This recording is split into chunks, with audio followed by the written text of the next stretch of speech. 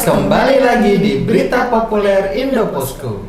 Viewer bisa lihat dan baca semua berita terup to date hanya di website Indoposco. Bersama saya Bu Haji, buka aja Indoposco. Dan saya Pak Haji, pantau aja Indoposco. Masih ditemani oleh redaktur pelaksana Indoposco, yaitu Bung Aldo. Halo viewer Indoposco dimanapun berada, Pak Haji, Bu Haji, terima kasih udah diundang ya. Iya, siap. Oke viewers, kita masuk ke berita yang pertama. Jelang 1 abad, PSHT gelar kejuaraan pencaksilat Piala Menpora. Persaudaraan Setia Hati Ternate bekerjasama dengan Kementerian Pemuda dan Olahraga menggelar kejuaraan pencaksilat kategori anak usia dini, pra-remaja, dan remaja untuk memperebutkan Piala Menpora. Kegiatan yang bertema PSHT adalah olahraga seni bela diri dan warisan budaya Indonesia yang sudah mendunia ini diikuti oleh berbagai kontingen dari cabang PSHT, mulai dari Depok, Bogor, Sukabumi, Tangerang, Bekasi, hingga 5 wilayah DKI Jakarta. Oke, Bung Aldo, gimana nih tanggapannya berita populer yang pertama? Oke, ini Pak Haji, Bu Haji masuk di kanal olahraga kalau di Indoposco ya. Jadi soal PSHT ini Persaudaraan Setia Hati Ternate. Ini sejarahnya kan Indonesia itu kan punya cabang olahraga yang sangat digemari, yang sangat membudaya, yaitu pencaksilat. Nah, PSHT itu kan bagian dari itu. Maksudnya ini kan seni bela diri. Tadi udah disinggung bahwa ini juga sudah mendunia, warisan budaya. Anggotanya banyak banget di seluruh Indonesia, belum lagi di dunia. Makanya tidak heran kalau ini jadi berita yang paling banyak dibaca oleh pembaca Indoposco. Selain karena olahraga, dan ada event, memang eventnya kejuaraan ini bekerjasama dengan Kementerian Pemuda dan Olahraga untuk anak usia dini, kemudian pra-remaja dan remaja, yang diikuti oleh peserta dari Jabodetabek, Jakarta, Bogor, Depok, Tangerang, Bekasi, terus 5 kota wilayah di DKI dan 1 kabupaten Pulau Seribu, dan plus Sukabumi ya. Jadi kenapa itu jadi besar? Saya sih menduga nih ya, kita menduga ini pasti yang baca ini orang yang tahu PSHT, orang yang pernah belajar PSHT, atau sekarang yang lagi aktif PSHT. Dan yang lebih penting adalah ini budaya kita gitu, Pak Haji, Bu Haji. Oke, terima kasih. Kita masuk ke berita yang kedua. Penyaluran Jamsos Ratu tak jadi dipotong, ditargetkan cair November. Kabar gembira datang untuk penerima program Jaminan Sosial Rakyat Banten Bersatu atau Jamsos Ratu. Penyaluran yang awalnya direncanakan dipotong 50% atau 500.000 ternyata tidak jadi. Penerima akan diberikan utuh, yakni 1 juta rupiah. Oke, Bung Aldo, berita kedua mengenai bantuan ya, Jamsos Ratu. Jaminan Sosial Rakyat Banten Bersatu atau Jamsos Ratu. Ini berita Banten, ini berita di daerah. Kalau di kita tuh masuknya berita di Kanal Nusantara, dan lagi-lagi di Nusantara dalam hal ini berita Banten pasti mendominasi pemberitaan yang banyak dibaca. Kenapa ini jadi paling banyak dibaca? Menurut kami ini sebenarnya apa ya, buat rakyat Banten seneng nih ya. Tadinya kan Jamsos Ratu ada rencana mau diberikan 50%-nya dari 1 juta, berarti 500.000. Namun pemerintah provinsi dalam hal ini itu membatalkan pemotongan itu. Jadi si penerima dalam hal ini masyarakat Banten akan terima utuh 1 juta, dan itu akan mulai dicairkan pada bulan November ini. Karena kabar ini sangat gembira buat rakyat Banten sehingga ini banyak dibaca. Ya mudah-mudahan terrealisir dan distribusinya bagus dan baik lah. Dan bermanfaat ya pastinya. Ya pastinya bermanfaat di warga Banten ya. Keadaan kayak gini untuk warga Banten. Oke viewers, kita masuk ke berita yang ketiga.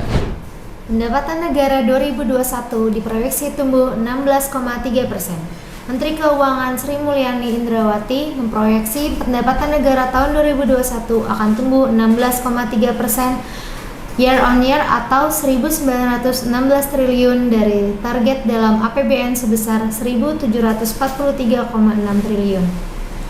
Untuk realisasi pendapatan negara tahun lalu sebesar 1.647,7 triliun atau 96,9% dari target 1.699,9 triliun atau turun 15,9% year on year, yakni 312,8 triliun dari 2019.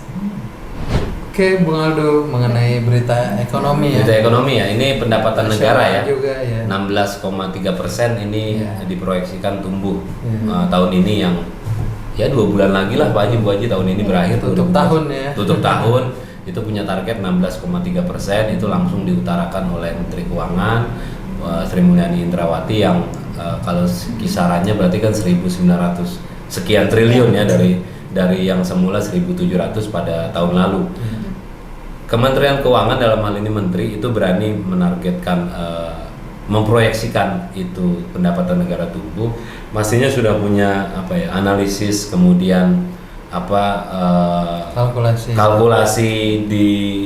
oleh para pembantunya, sehingga dia berani memproyeksikan pertumbuhan sampai kepada angka 16,3% di tengah keadaan pandemi ini. Dan ini juga Pak Haji Bu Haji, barangkali ya, kenapa pemerintah berani proyeksikan ini tumbuh?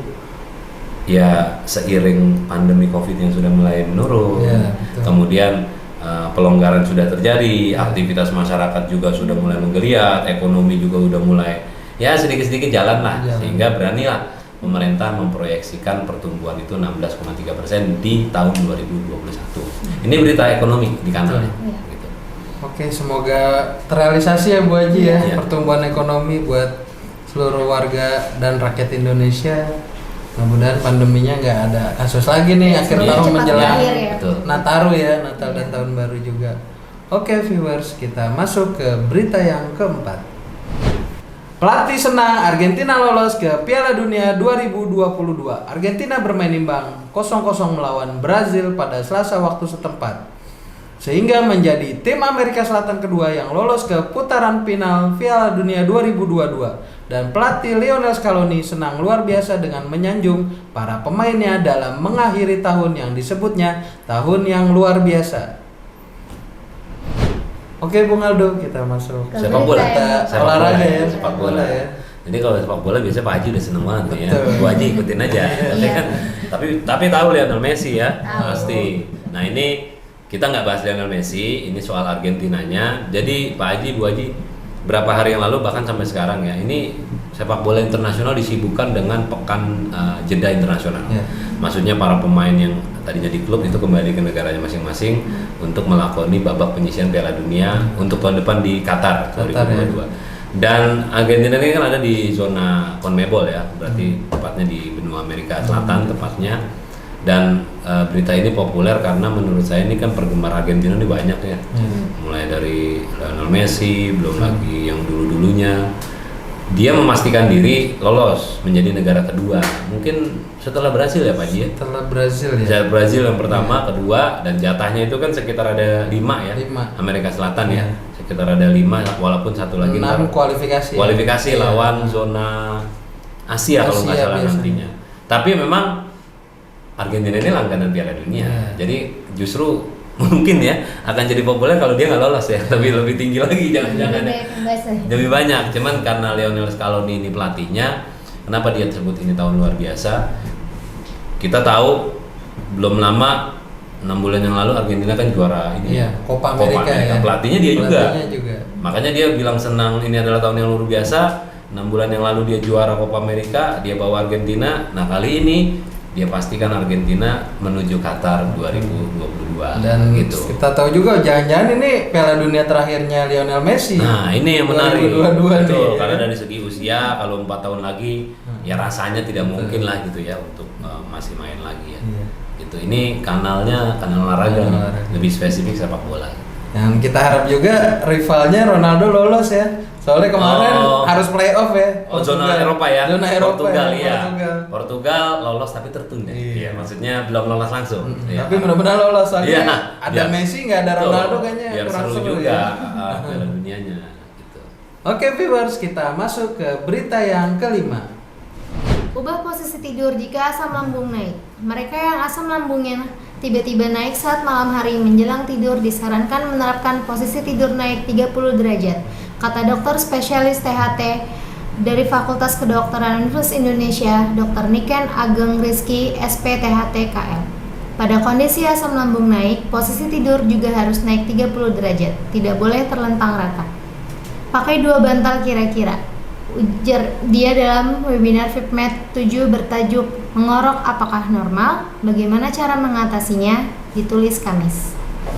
Oke, Bung Aldo, berita yang kelima nih, terakhir kita, berita populer. Ini kanalnya gaya hidup, tapi lebih spesifik lagi soal kesehatan. Ini lagi-lagi kalau soal kesehatan di Indoposko tuh yang banyak baca, karena mungkin ini salah satu tips juga ya, tips, informasi, edukasi yang diberikan oleh dokter Niken itu ya, spesialis THT dari Fakultas Kedokteran Universitas Indonesia atau FKUI. Dia ngomong soal jika terjadi asam lambung naik, maka tidur itu harus diubah posisinya agak naik 30 derajat ya. Kalau di sini kan Pak Haji, Bu Haji, kita sulit ilustrasinya nih, nyontoinnya. Cuma kurang lebih jangan telentang rata lah kalau kata si dokter itu. Pala lebih tinggi ya. Pala lebih tinggi. Tadi dia bilang ya bantal ditambahin ya, tambahin bantal 2 sehingga dengan 2 kita bersandar begini itu ada kenaikan sekitar 30%. Itu menurut si dokter kalau itu dilakukan akan membantu mengurangi asam lambung yang naik terutama pada malam hari jelang tidur. Ini kayak kesehatan kayak gini emang banyak banget yang baca di Indoposko gitu ya. Dan emang penting juga ya kan, karena biasanya juga banyak yang setelah makan tidur, nah itu asam lambung naik juga. Bisa jadi naik lambung seperti itu. Dan ini si dokter ini bilang bahwa gejala atau seseorang yang mengalami ini pasti ada, makanya dia keluarkan edukasi seperti ini, begitu Pak Haji. Yang menarik lagi tadi ternyata ngorok itu sehat atau tidak, ya kan? Oh iya tadi ada ya kan ada. Dia dokter ini ngomong dalam sebuah webinar yang tadi Bu Haji sebut ya, temanya seperti itu, bagaimana cara mengatasinya dan di dalamnya, dan intinya kan salah satunya adalah tidur. Nah, makanya masyarakat mungkin mengalami ketika asam lambungnya itu naik, si dokter menyarankan untuk diubah pola cara tidurnya. Tidak telentang rata begitu langsung ya, tapi dinaikin 30 derajat dengan cara menambah bantalnya gitu. Oke, nah itu dia tanggapan dari redaktur Indoposko yaitu Bung Aldo. Dan sekaligus tanggapan tadi menutup perjumpaan kita di Berita Populer edisi Minggu ini. Terima kasih Bung Aldo sudah hadir di Berita Populer. Ya, sama-sama wajib. Sekian perjumpaan kita di Berita Populer Indoposko. Jangan lupa untuk para viewers buat terus baca berita populer hanya di website Indoposko. Dan jangan lupa juga untuk like, comment, dan subscribe Indoposko Channel. Sampai jumpa di Berita Populer edisi minggu berikutnya. Bye viewers.